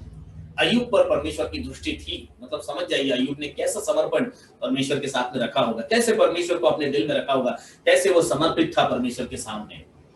कई लोग अय्यूब की कुछ गलतियां बताते हैं, परंतु मुझे तो यह अच्छा दिखता है कि परमेश्वर उसमें बहुत सी अच्छी बहुत क्या, परमेश्वर को उसमें पूरी अच्छाई दिख रही थी, क्योंकि कोई उसकी जैसा ही नहीं दिख रहा था यीशु मसीह को। वहां पर परमेश्वर शैतान को बोले, तूने किसी को देखा है ऐसा अय्यूब के जैसा? आप समझ जाइए अय्यूब के जैसा कोई था ही नहीं उस समय में जिसकी गवाही परमेश्वर दे रहे थे। यीशु मसीह ने भी वही बात वहां पर साबित की कि जब दिल के अंदर, हमारे जहन के अंदर यीशु मसीह का वचन भरा हुआ है, तो शैतान किसी गलत वचन से हमें भ्रम में कैसे डाल सकता है। आज लोगों ने गलत सिद्धांतों में पढ़कर अपने आप को परीक्षाओं में डाल दिया। उन गलत सिद्धांतों के साथ वो आगे बढ़ गए। बस एक ही वचन लेकर उस पर एक नया सिद्धांत बन जाएगा और लोग उसी के पीछे हो लेंगे। मैं आपसे कहना चाहूंगा, सतर्क हो जाइएगा। हालेलुया। एक वचन पर कभी सिद्धांत का फॉलो मत कीजिए, किसी गलत शिक्षाओं के पीछे न चले जाए। वचन तो दो धारी तलवार है, वो तो बोलने वाले और सुनने वाले दोनों को काटता है। वचन में उतनी सच्चाई जरूर है, परंतु वचन की ही गवाही देता है। आपको पता है क्या? वचन ही वचन की गवाही देता है। परमेश्वर का वचन बताता है जब तक दो बातों से बात पक्की ना हो जाए। देखो यीशु मसीह ने दूसरी बात को करके बात को पक्की कर दी थी। शैतान ने बाइबल का वचन ही कोट किया यीशु मसीह के सामने, और यीशु मसीह ने भी बाइबल का ही वचन बताकर उसको चुप कर दिया था कि बाइबल ऐसा भी बताती है। मुझे और आपको, यदि हमारे जहन में हमने खुदा का वचन भर कर रखा हुआ है, यदि हम यीशु मसीह के छत्र छाया में हैं, यदि यीशु मसीह को हमने पहन लिया है, जैसे बीते दिनों में भी हमने अलग अलग प्रचारकों के द्वारा ये बात सीखा है कि यीशु मसीह को पहन लो, और जब यीशु मसीह को पहन लोगे, जब यीशु मसीह तुम्हारे संग होंगे, जब आप परमेश्वर के अधीन में हो जाओगे, तो वचन बताता है शैतान तुम्हारे सामने से भाग जाएगा। आमीन। क्योंकि बाइबल में ऐसा कोई जगह नहीं जहां पर यीशु मसीह आए हों और शैतान वहीं पर दम मार के बैठ गया हो, नहीं जाऊंगा, जाओ, थरथरा गया, ऐसा लिखा है। जहां जहां यीशु मसीह आए वहां पर लिखा है शैतान थरथराया है, दुष्ट आत्माएं कांपी हैं और विनती भी किया है। देखो, दुष्ट आत्माओं ने भी यीशु मसीह से प्रार्थना किया है। तो सोच लीजिए यीशु मसीह की सामर्थ क्या है। उस परमेश्वर की अधीनता में जाना मेरे और आपके लिए कितना जरूरी है। There are many things that I want to say, but I don't know whether the time is allowing me, क्योंकि already 10:35 is there। लेकिन फिर भी मैं आपको कुछ 2-3 आयतें बताकर थोड़ा सा मैं आपको आगे लेके जाना है, बाकी की बातों को मैं आगे को खुलासा करूंगा आपके साथ में। आइए निकालेंगे उसी याकूब के 1 अध्याय के 14 वचन में क्या लिखा है। देखो, याकूब 1 अध्याय 14 वचन। परंतु प्रत्येक व्यक्ति अपनी ही अभिलाषा से खींचकर और फंसकर परीक्षा में पड़ता है। आमीन। अब देखो यहाँ पर दूसरी बात आ गई। पहली बात हमने क्या देखा, परीक्षाएं कहां से आती है? शैतान पे से आई है ना, शैतान हम पर परीक्षाएं डालता है। लेकिन याकूब 1:14 यदि पढ़ेंगे तो यहाँ पर क्या लिखा हुआ है? प्रत्येक व्यक्ति अपनी ही अभिलाषाओं से खींचकर परीक्षाओं में पड़ जाता है। जवानों, बराबर से ध्यान दो, सभी लोग जितने मुझे जूम पर देख रहे हो, जितने यहाँ पर भी बैठे हो, सभी को मैं बोल रहा हूं, और सभी वचन बताता है। अब पहले हमने क्या सीखा कि शैतान से परीक्षाएं आती है, जो सच्चाई है। हमने आदम के जीवन में भी देखा, हुआ के जीवन में देखा, अय्यूब के जीवन में देखा। हाँ, शैतान तो आया, परीक्षाओं में डाला, लेकिन अब ये वचन बताता है प्रत्येक व्यक्ति अपनी ही अभिलाषाओं में खींचकर परीक्षा में आ जाता है। अपनी अभिलाषा मतलब, आप यदि थोड़ा पीछे जाओगे ना, वहां पर भी आपको यही दिखेगा। हवा भी ना अपनी ही अभिलाषा में खींचकर जो परीक्षा में पड़ गई थी, देखा जाए तो परीक्षा करने वाला तो है ही सामने। शैतान तो चारों ओर है, तो क्या हम शैतान चारों ओर है तो क्या हम अपनी लड़ाई को ये छोड़ देंगे? क्या कहां जाएंगे? वहां पर तो शैतान का काम है ही। तो शैतान तो परीक्षा डालेगा, लेकिन वो परीक्षा डालता किस पर है? जिसके अंदर पहले से ही अभिलाषा आ चुकी है। इस बात को गंभीरता से सुनना और सीखने का बहुत जरूरत है। रोमियो 7 अध्याय का 15 वचन क्या कहता है? इस बात को ध्यान में रखना, प्रत्येक व्यक्ति अपनी ही अभिलाषाओं में खींचकर परीक्षा में पड़ता है। जो मैं करता हूँ, हाँ, पौलुस का कथन है ये, जो मैं करता हूँ उसको नहीं जानता। हाँ, क्योंकि जो मैं चाहता हूँ वह नहीं किया करता, परंतु जिससे मुझे घृणा आती है, जिससे मुझको घृणा आती है वही करता हूँ। क्यों? क्योंकि 17 वचन पढ़ना आगे। जिससे मुझको घृणा आती है वही मैं करता हूँ। क्यों? तो ऐसी दशा में उसका करने वाला मैं नहीं, तो ऐसी दशा में वो जो घृणास्पद काम करने वाला मैं नहीं होता हूँ, वरन पाप है जो मुझ में बसा हुआ है, जो मेरे अंदर पहले से ही गर्भ धारण हुआ है, जो मेरे अंदर पहले से ही बसा हुआ है। सो हम मनुष्य कभी ये नहीं बोल सकते मैं तो एकदम फर्स्ट क्लास, एकदम कोई दाग मुझ में है नहीं, मैं कोई गलती कर ही नहीं सकता हूँ और मुझसे तो गलती हो ही नहीं सकती है। व्यक्ति अपनी गलती मानता भी नहीं है जल्दी कि मैं कोई गलती कर सकता हूँ, मैं तो कर ही नहीं सकता हूँ। ऐसा छोड़ दीजिए। पौलुस जैसा व्यक्ति यदि कह रहा है कि कुछ घृणास्पद काम मैं कर रहा हूं, वो करने वाला मैं नहीं, मेरे अंदर पाप बसा हुआ है, हमारे मन के अंदर, विचारों के अंदर, शरीर के अंदर पाप बसा हुआ है, वो हमसे वो करवाता है। लेकिन जय पाना तो आपके हाथ में है। लेकिन फिर कभी ये मत करना मैं तो गलती कर ही नहीं सकता हूं। गलती हम कर सकते हैं। पौलुस जैसा व्यक्ति गलती कर रहा था तो मैं और आप है क्या? परंतु यहाँ पर प्रश्न उठता है, जो मैंने आपको दूसरी बात बता रहा हूं कि परीक्षाएं कहां से आती है? हमारे अंदर से आ रही है। अब इस बात को आप समझ कर चलिएगा, दूसरों को दोष नहीं देना है।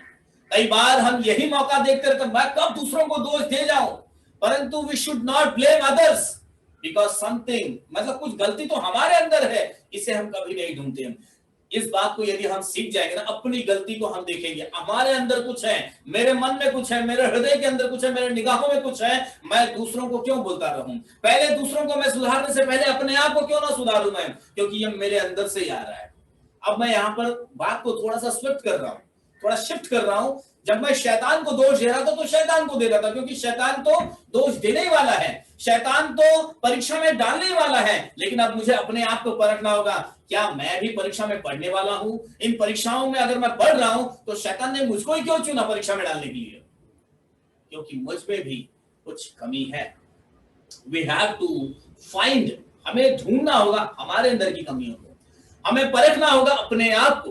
पौलुस ने इस बात को माना है, मेरे अंदर छुपा हुआ पाप है जो मुझसे ये घृणास्पद काम करवाता है, जो मुझको बिल्कुल पसंद नहीं है, वो मैं कर देता हूं। Hallelujah, hallelujah. इसका एक एग्जाम्पल मैं आपको बताना चाहूँ। एग्जाम्पल क्या था देखो, जब हवा उस गार्डन के अंदर, हाँ, परमेश्वर की आज्ञा पाने के बाद, परमेश्वर ने आज्ञा दिया हुआ है, उसके बावजूद भी हवा के बारे में उत्पत्ति 3:6 में यदि हम पढ़ेंगे, इधर पढ़ लेना एक मिनट। अतः जब स्त्री ने देखा कि उस वृक्ष का फल खाने के लिए अच्छा और देखने में मन भाऊ और बुद्धि देने के लिए चाहने योग्य भी है, तब उसने उसमें से तोड़कर खाया और अपने पति को भी दिया और उसने भी खाया। अब देखो यहाँ पर हव्वा ने देखा है, हव्वा ने उस फल को देख लिया। बुराई तो हमको मालूम है कहां पर है, लेकिन उस बुराई को खुरेद कर देखने के लिए किसने कहा है? यहाँ पर मालूम है कि इस फल को नहीं खाना है, और फिर भी हव्वा उसी फल को देख रही है और उसकी अभिलाषा उसके अंदर हो गई है। अब यहाँ पर गलती किसकी? शैतान की नहीं है। शैतान ने तो दिशा बता दी। अभी हमको क्या शैतान का अनुकरण करना है या परमेश्वर का अनुकरण करना है? शैतान ने तो बताया वो देखो देखो फल अच्छा है खाने में। अब हव्वा, पता नहीं हव्वा पहले से भी उस फल को देख रही होगी, वहां बड़ा चमक रहा है, बड़ा अच्छा लग रहा है। तो गलती किसकी थी यहाँ पर? यहाँ पर हव्वा की ही गलती थी कि हव्वा ने देखा फल तो खाने में अच्छा दिख रहा है, चमकदार भी है, मन भाव भी लग रहा है, और पहले से इसने तय भी कर दिया खाने में मीठा भी होगा, ऐसा भी लिखा खाने में अच्छा है, जबकि खाया भी नहीं है अभी तक। उसने खुद ही बना लिया, हो सकता है जब मैं खाऊं तो बड़ा स्वादिष्ट लगेगा ये। अब पता नहीं, दिखने वाली चीज थोड़ी जरूरी है कि अंदर से भी मीठी हो, परंतु उसने ये अपने दिल में, हम मनुष्य कई बार अपने जीवन में यही करते हैं, अरे ये दिखने में ऐसा है, ये तो चीज ऐसा ऐसा हो रहा है तो अच्छा ही होगा, मीठा होगा, मनभाव दिख रहा है। कई बार हम ऊपरी रूप को देख लेते हैं। अलर्ट, कभी ऊपरी रूप को नहीं देखना है। बहुत पाउडर पोत दिया, बहुत अपना साथ सज्जा कर दिया तो बहुत अच्छी होगी। लड़की के मामले में भी, लड़के के मामले में भी, तो सिर्फ दिखने पर नहीं, और इस चीज के जो दिखावे पे कभी नहीं जाने। हव्वा यदि अभिलाषा में पड़ गई तो दिखावे पे अभिलाषा में पड़ गई। शैतान तो इशारा करेगा। आज के जमानों को मैं खास कर बोलना चाहूंगा, शैतान का इशारा आप समझिए कि शैतान आपको किस ओर इशारा कर रहा है और उस इशारे का कैसा हमको अनुकरण करना चाहिए। क्या शैतान के इशारे का फॉलो करना है या परमेश्वर ने एक इशारा कर दिया है, यदि तू उस फल को खाएगा तो मर जाएगा। उतना भारी इशारा पाने के बावजूद भी शैतान के इशारे को देखने की जरूरत ही क्या थी, बल्कि उसकी सुनने की ही क्या जरूरत थी। जब परमेश्वर ने कह दिया है तो कह दिया है। हालेलुया। तो इस बात ने मनुष्य, और क्या होता है फिर जब ये देख लिया, बड़ी खूबसूरती दिख गई। उसी याकूब की पुस्तक को वापस पढ़ेंगे हम लोग, याकूब उसके पहले अध्याय में निकालना 15 क्या बोलता है याकूब, जेम्स चैप्टर 1:15। फिर अभिलाषा कर, और फिर क्या होता है? अभिलाषा, हाँ, गर्भवती हो गई, पाप को जनती है, और पाप जब बढ़ जाता है, पाप बढ़ जाता है तो मृत्यु को उत्पन्न करता है। भारी दंड है। देखिए शुरुआत कहां से हुई? अभिलाषा से हुई। अभिलाषा ने गर्भ धारण किया, मतलब अभिलाषा जो है गर्भ में आ गई, और वो जिसको जन्म दिया वो क्या था? पाप था। तो अभिलाषा, जो पाप डायरेक्ट पाप नहीं हो जाता। तो कोई बोलेगा अरे पाप हो गया, ही तो नहीं, पाप ऐसे ही नहीं हो जाता, उसकी शुरुआत होती है अभिलाषा से। हालेलुया। डिजायर, इविल डिजायर मैं कहूंगा, नॉट अ गुड डिजायर। अगर गुड डिजायर है तो वो तो हेवनली बातें क्रिएट कर देगा, सीधा परमेश्वर की मर्जी को ही पूरा कर देगा। अब प्योर अगर एक शुद्ध अभिलाषा है तो वो तो बड़ी अच्छी बातों को प्रकट करे। लेकिन इविल डिजायर, वो जो इविल से आया है, इविल ने इशारा किया है और हमने उस इविल डिजायर का फॉलो कर दिया, और वो इविल डिजायर हमारे गर्भ में जो है पनपने लगता है। फिर छोटी सी डिजायर होती है। जैसे उसका उदाहरण अगर मैं एक लड़के के मन में आता है, अरे मेरे सामने वाले मेरे फ्रेंड के हाथ में क्या महंगा मोबाइल चल रहा है, वाह क्या क्या फीचर उसके अंदर है, मेरा तो छोटा सा 1150 है, 1100 है, क्वालिटी बटन है इसके अंदर, उसका तो डिस्प्ले कितना बड़ा है, उसमें पबजी चल रहा है, मेरे इसके अंदर तो वो स्नेक वाला गेम भी नहीं चल रहा है उसके अंदर। तो ऐसे एक डिजायर थी, काश ऐसा मोबाइल मुझे मिल जाता। और फिर क्या होता है, वो इविल डिजायर, अभिलाषा जो है ना, गर्व हो गया। अब वो गर्व अंदर बढ़ रहा है, किसी तरह वो चाहिए। कैसा करेंगे, पैसा तो मिलेगा नहीं इतना, हाँ पापा तो लाकर देंगे नहीं, हाँ और फिर इधर से भी नहीं होगा उधर से भी नहीं होगा, तो क्या करेंगे, चलो जरा ये डेस्क देखते, थोड़ा वो डेस्क देखते, किसी ने छोड़ दिया क्या किधर, किसी के हाथ से गिर जाता है क्या किधर, किसी के पॉकेट से बाहर आता है, होते होते होते होते वो बहुत बड़ी। क्योंकि ऐसे कई उदाहरण आप कंप्यूटर में जाकर चेक कर लेना, लोगों ने एक एक मोबाइल के लिए कितने मर्डर भी कर डाले हैं। मैं सच बोल रहा हूँ, मैं अपनी कहानी नहीं बता रहा हूँ। लोगों ने, जैसे बीते दिनों में हमने गैस आ दी सुना था ना, एक पबजी खेलने को नहीं मिल रहा था तो क्या कर दिया पिताजी के साथ में, हो बहुत खतरनाक। ये एक अभिलाषा थी जिसने पाप को जन्म दे दिया था। एक अभिलाषा ने बड़े बड़े निर्णय, मतलब लोगों ने बैंक लूट डाली एक आईफोन खरीदने के लिए। आपको पता है क्या, आईफोन खरीदने की अभिलाषा कुछ अमेरिकन बच्चों में इतनी आ जाती है, उन्होंने बड़े बड़े डाके डाल दिए एक आईफोन खरीदने के लिए। आई एम नॉट टेलिंग लाई, हाँ कुछ भी नहीं बता रहा हूँ अपनी कहानी, जो मैंने पढ़ा है वो मैं बता रहा हूँ आपको कि एक अभिलाषा उन व्यक्तियों से क्या करवा रही है। हमने बीते दिनों में कुछ ऐसा चीज देखा भी, मतलब कुछ क्लिप्स भी देखे कि एक अभिलाषा थी कि मुझे इतना पैसा मेरे पास होना चाहिए। उस अभिलाषा ने क्या क्या करवा दिया उस लड़की से। वो जुआ खेलने लग गए, जुआ खेल के जो पैसे का कर्जा हो गया तो उसने डाका डाला। ये सच्ची कहानी है जिसको एक छोटे मूवी के अंदर बना दिया गया। क्या कि अभिलाषा ने गर्व लिया, अरे वाह आज मुझे इस जुआ को खेल के 1000 का 10,000 मिल गया, वाह ये तो बहुत आसान है आने का, तो चलो इस 10,000 से मैं 1.5 लाख रुपया क्यों ना कमा लूंगा। वो 10,000 पूरा चला गया, अब क्या करूं। किसी ने उसको बोल दिया मैं दे देता हूँ ना, क्या है पैसा का क्या, इधर तो मिलते रहता है पैसा, ये ले मेरे से 1 लाख रुपया और खेल लेते को जितना खेलना है। अब उसने जो 1 लाख लिया वो भी हार गई। अब सामने वाले ने तो सीधा बंदूक ही रख दिया उसी कंपनी, मेरा 1 लाख तो देना पड़ेगा तेरे को, इस 1 लाख को देने के लिए तुझे ये सब करना पड़ेगा। 1 लाख नहीं दे पाई, उसका ब्याज ही एक दिन में इतना बढ़ जाएगा। अब क्या करे, अब ये लड़की तो परेशान हो गया, अगर मैं 1 लाख नहीं दूंगी तो ये मुझे गन मार देंगे। वो बैंक में डाके डालने लग गए, क्या क्या करने लगे, लूटपाट में जाने लग गई। एक अच्छे घर की लड़की कहां से कहां पहुंच गई। कहने का मतलब है अभिलाषा गर्भ धारण करती है और पाप को जन्म देती है। चाहिए कि जैसे हमने पहले भाग में पढ़ा, अभिलाषाएं, शैतान अभिलाषा की ओर इशारा करता है और अभिलाषा की ओर हम ही बढ़ जाते हैं। जैसे रोमियो की पहले अध्याय में 13 वचन में हमने पढ़ा, अभिलाषा गर्भ धारण करती है क्योंकि हमारे ही गलती से हम अभिलाषाओं में पड़ जाते हैं। जैसे पौलुस ने कहा मेरे अंदर ही कुछ छुपा हुआ है, मैंने ही कुछ गलतियां की हुई है। अपने अंदर की खामियों को हम निकालेंगे बाहर। मैं नहीं कहूंगा कि अपने अंदर की खामियों को निकालकर उसी पर रोते रहेंगे, उन खामियों को निकाले बाहर और छोड़ दे उसको और एक नया मार्ग ले, परमेश्वर के अधीन में चले जाएं। हालेलुया। वचन बताता है परमेश्वर के अधीन हो जाओ, तब शैतान तुम्हारे सामने से भाग जाएगा। परमेश्वर के अधीन होकर उन परीक्षाओं का सामना करो। परीक्षाएं तो चारों ओर हमारा इंतजार कर रही है, जाल फैलाकर रखा हुआ है, लेकिन चुनाव मुझे और आपको करना है। मैं विश्वास करता हूं आपको इस बात में थोड़ा तो कुछ समझ आया होगा कि संसार के अंदर अभिलाषाओं से तो संसार भरा हुआ है, लेकिन चुनाव आपको करना है कि आप अच्छी अभिलाषाओं को निर्माण करते हो या इविल डिजायर को निर्माण करते हो। सो चुनाव हमारे हाथ में है। यहां पर हव्वा के हाथ में चुनाव था, या तो फल खाए और परमेश्वर की आज्ञा तोड़ डाले, या फल न खाकर परमेश्वर के नाम को महिमा दे, ऊंचा उठाए कि मैं परमेश्वर की बच्ची हूं, परमेश्वर ने मुझको बनाया है, परमेश्वर ने मुझसे प्यार किया है, परमेश्वर ने मुझे इतना खूबसूरत रूप दिया है, परमेश्वर ने मुझे ये सुंदर सृष्टि दी है, परमेश्वर ने ये सिर्फ एक फल नहीं मुझे पूरा बागीचा दिया है।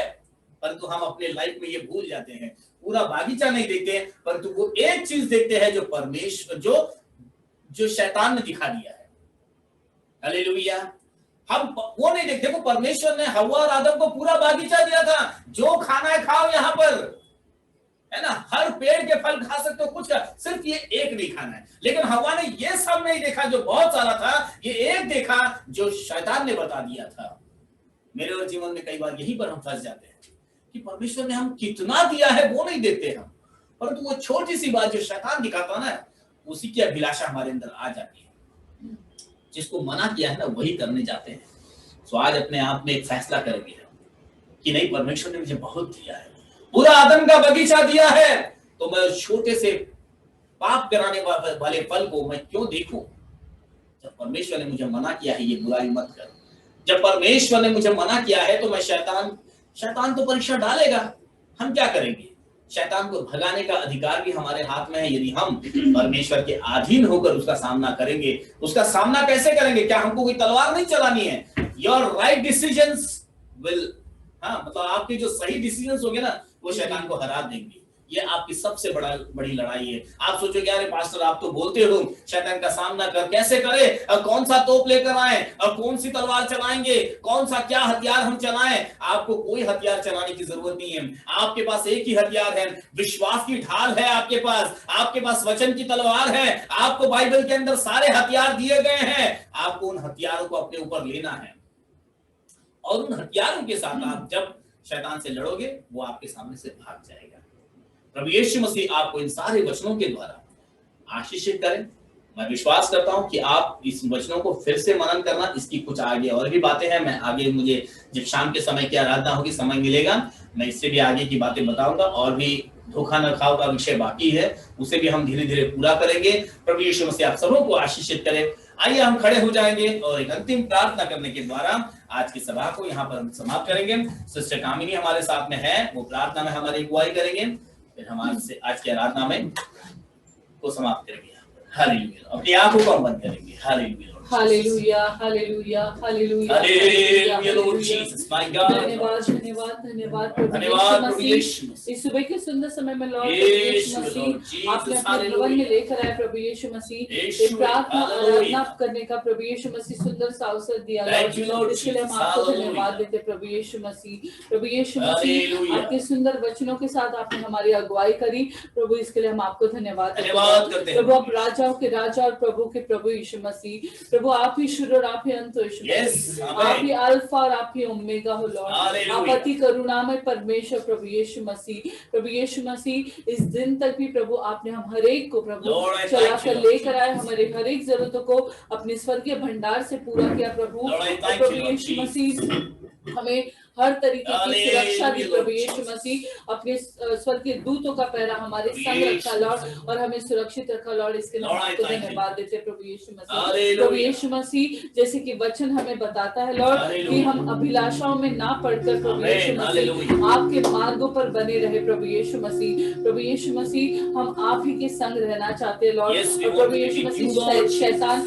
हमें ना बहकाए और ना फुसलाए प्रभु ऐसे आप हमें चलाइए प्रभु यीशु मसीह, आपकी आत्मा की अगुवाई से हमें चलाइए लॉर्ड। ये सांसारिक चीजें तो क्षण भर की है लॉर्ड, पर प्रभु आपके संग रहने का जो हमारा स्वप्न है लॉर्ड वो प्रभु हमें अनंत काल तक लेकर जाएगा प्रभु यीशु मसीह। तो आप ही के संग हमें बांधे रखे लॉर्ड प्रभु यीशु मसीह, आप ही के मार्गों पर आप हमें चलाइए प्रभु यीशु मसीह। और मैं तो प्रभु यीशु मसीह प्रार्थना करती हूँ लॉर्ड कि हमारे जीवन का ताबा और कब्जा आप ले लीजिए प्रभु यीशु मसीह। प्रभु यीशु मसीह इस सुबह के सुंदर समय में हमारे जितने भी भाई बहन प्रभु आपके सन्मुख में प्रार्थना और विनतियों के साथ आते हैं लॉर्ड, अगर प्रभु यीशु मसीह किसी को चंगाई की जरूरत है, किसी को प्रभु यीशु मसीह शांति और सुकून की जरूरत है अपने जीवन में लॉर्ड, प्रभु यीशु मसीह किसी को अगर तसल्ली की जरूरत है प्रभु यीशु मसीह, प्रभु किसी को छुटकारे की जरूरत है लॉर्ड, उन हर एक भाई बहनों को हम आपके सामर्थ्य हाथ में सौंपते लॉर्ड, उन हर एक को प्रभु यीशु मसीह जो उनकी जरूरत है उसके अनुसार प्रभु यीशु मसीह आप आशीर्वादित करें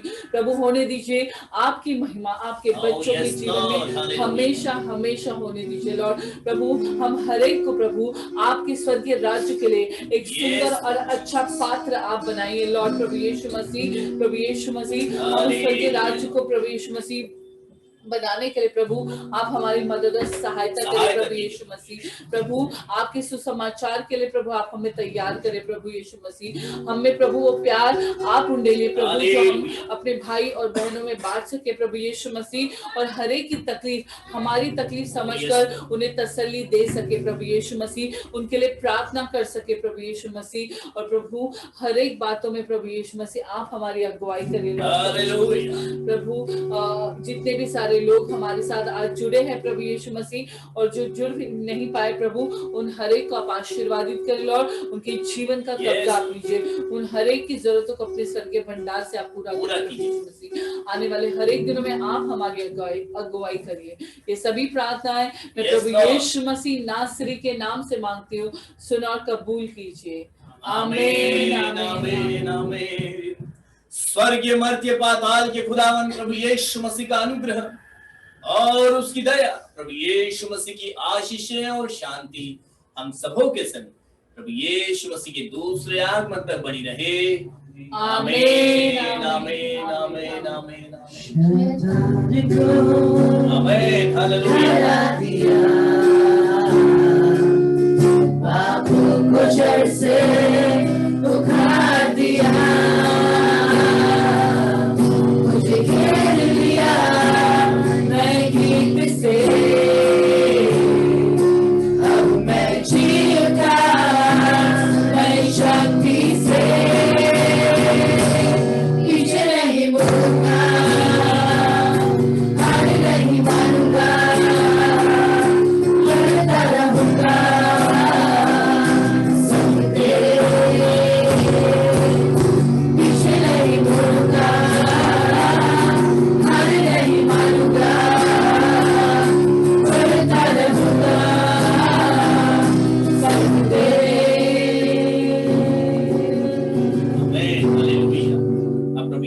आप सबों के संग रहेगा जब तक हम फिर से नहीं।